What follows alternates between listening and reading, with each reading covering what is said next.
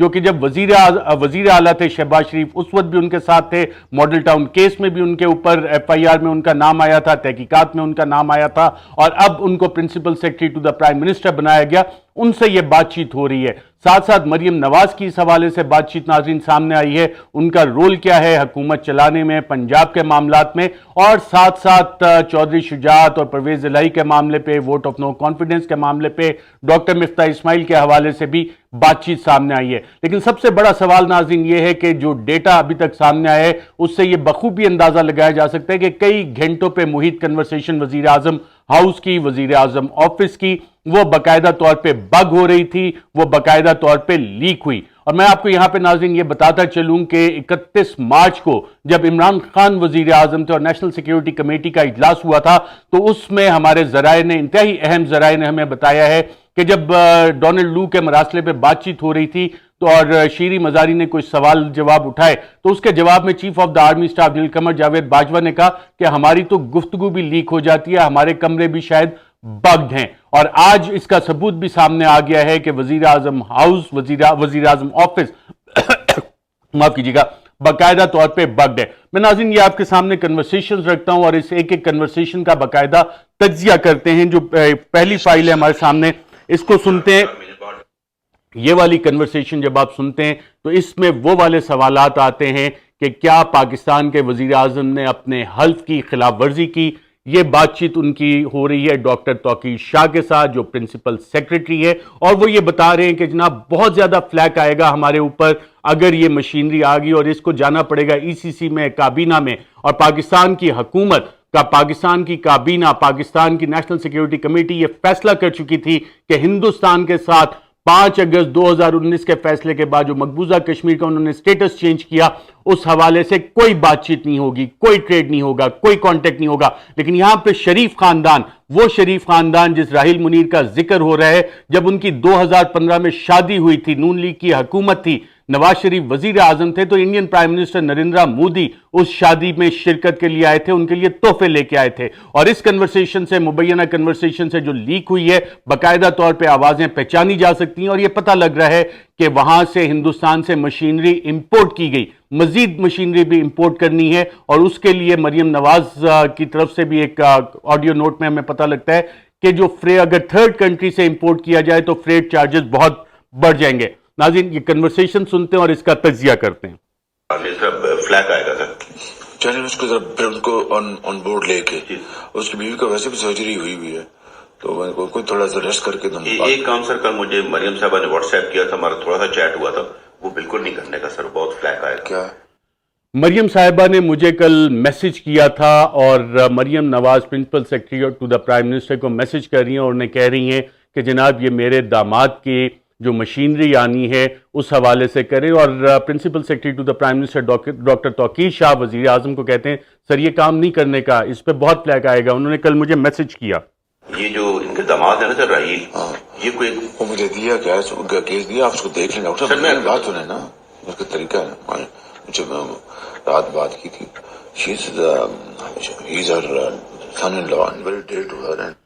ناظرین یہ وہ انکریمنیٹنگ ایویڈنس ہے اس مبینہ آڈیو لیک میں جہاں پہ شہباز شریف اپنے حلف کی خلاف ورزی کرتے ہوئے principal secretary to the prime minister کو کہہ رہے ہیں کہ میری بھی رات بات ہوئی تھی، دیکھ لیں، ہی از ار سن ان لا، اور اس حوالے سے انہیں فیسیلیٹیٹ کرنا ہے۔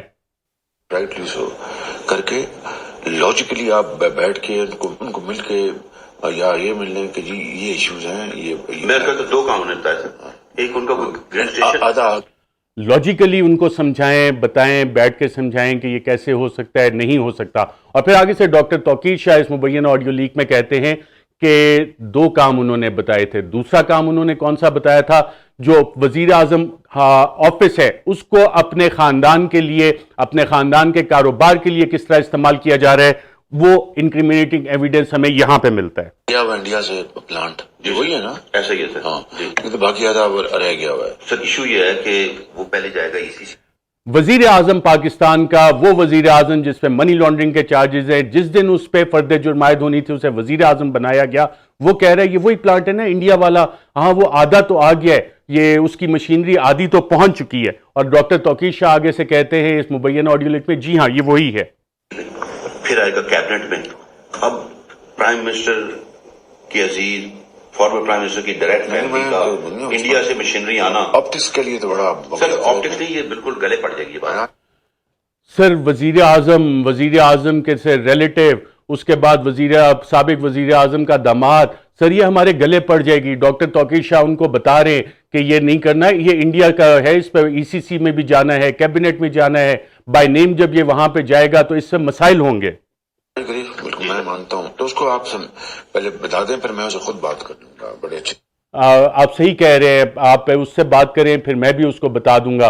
और डॉक्टर तौकीर शाह कह रहे हैं ईसीसी में जाएगा मामला, कैबिनेट में जाएगा, इस पे इंडिया के हवाले से बहुत से सवालात आएंगे। और उसमें वजीर आजम जो इस वक्त मुल्क का बैठा है वो कहते हैं कि ठीक है इसको हम देख लेते हैं। आधी मशीनरी आ गई है, ये कैसे आई, कहाँ से आई, किसने फैसिलिटेट किया इस आधी मशीनरी को इंडिया से आने के लिए, ये वो सवालात है नाजरीन जिसका कि जवाब इस हुकूमत को देना है कि कश्मीर पे जब बाकायदा तौर पे मकबूजा कश्मीर पे जो भारत ने अपने इकदामात किए थे, उसके बाद जो फैसले हुए थे, ये कैसे फैसिलिटेट हुआ, किस रास्ते से ये मशीनरी आई। जी ठीक है। वो दूसरा जो काम है ना सर उनका मैप्को वाला, जो ग्रेट स्टेशन की उन्होंने इत्तेहाद पार्क बनाया रहीगर खान में, वो हम करा रहे हैं। दो काम है।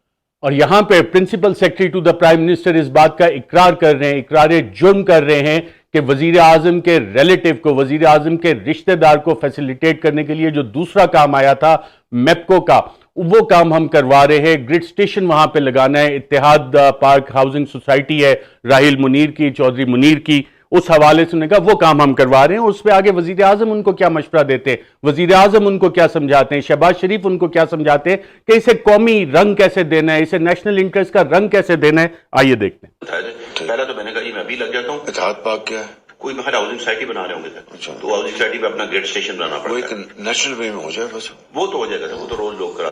नेशनल वे में हो जाए बस, इसको कौमी इंटरेस्ट का रंग देना है, नेशनल इंटरेस्ट का रंग देना है, कौमी वे में हो जाए। ये मुल्क का वजीर आजम कह रहे हैं अपने खानदान के लिए कौमी वसाइल को इस्तेमाल करने के लिए किस तरह से वजीर आजम हाउस इस्तेमाल हो रहा है, ये चीज हमें इस ऑडियो लीक में बाकायदा पता लग रही है।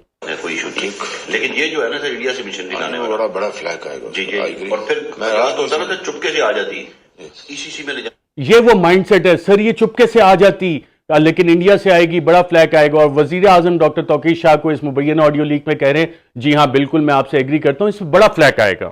वहाँ डिस्कस होना है इस नाम से, फिर कैबिनेट में डिस्कस होना। उसको आप बात करें, फिर मैं जब लंदन से अब टर्की जाऊंगी मैं खुद बुला के समझा दूंगा। मेरी राय तो ये है सर कि मुनासिब वक्त पे हम डार साहब की ड्यूटी लगाएं, वो कर लेते हैं सर। जी मुनासिब वक्त पे सर हम डार साहब की ड्यूटी लगाएं, वो कर लेते हैं। डार साहब जिनको के बाकायदा तौर पे लाया जा रहा है, बुध के दिन उन्हें पता लगा है, जो हुकूमती वज़रा कह रहे हैं कि बुध के दिन डार साहब आएंगे और फिर वजीर खजाना का ओहदा संभालेंगे।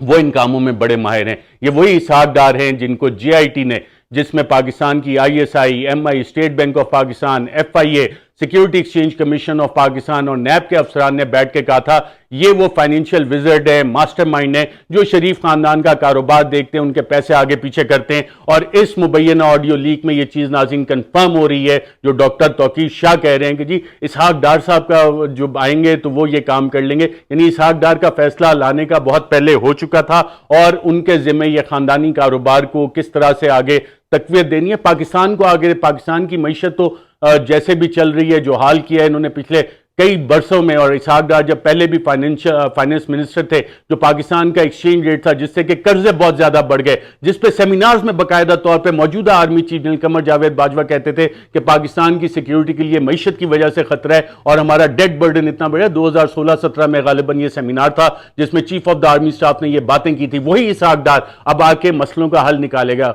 बाकी पाकिस्तान के मसलों का हल निकलेगा कि नहीं निकलेगा, लेकिन उनके खानदान के जो मसाइल हैं उसका हल जरूर हमें सामने नजर आता हुआ नजर आ रहा है। बड़े मियां साहब से गाड़ी भी उन्होंने रिव्यू करा ली थी, वो फिर नहीं गई सर। ठीक है, फिर इस तरह कर लें। जी सर, इस तरह कर लें, ठीक। बाकी सर न्याय की बात करें सर, ये आमिर इलियास राणा भी, कल हमें फवाद साहब भी मिले थे, ये सब लोग कह रहे हैं सर कि बहुत तसल्ली कर लें, ये मकबूल बाकिर में आप वही गलती करने जा रहे हैं जो आपने की थी जावेद। जी नाज़रीन, यहाँ पे आपको मीडिया का किरदार भी नज़र आता है। इसमें आमिर इलियास राणा एक्सप्रेस न्यूज़ के ब्यूरो चीफ है, انہوں نے باقاعدہ طور پہ ڈاکٹر توقیر شاہ بتا رہے ہیں اور ایک فواد کا نام لے رہے ہیں، شاید وہ فواد حسن فواد ہیں یا رانا جواد ہیں جیو کے، لیکن عامر الیاس رانا کا نام انہوں نے بڑا واضح لیا کہ انہوں نے کہا ہے کہ مقبول باقر کو دیکھ لی. یہ اس وقت کی بات ہے جب چیئرمین نیب کی اپوائنٹمنٹ ہونی تھی اور جسٹس مقبول باقر کا نام سامنے آیا تھا اور پھر اس کو رد کر دیا گیا اور چیئرمین نیب آفتاب سلطان جو سابق ڈی جی انٹیلیجنس بیورو ہیں ان کو تعینات کر دیا گیا تھا. ایک اور آڈیو ہے ناظرین اسی حوالے سے، اس میں بھی آپ کو اس ملک میں ڈیسیژن میکنگ کیسے ہوتی ہے اس کا اندازہ ہوتا ہے. اس کو دیکھتے ہیں اور اس کا بھی تجزیہ کرتے ہیں. نہیں ایک سیکنڈ سر، ڈیلی آپ 30 کا نوٹس دے رہے ہیں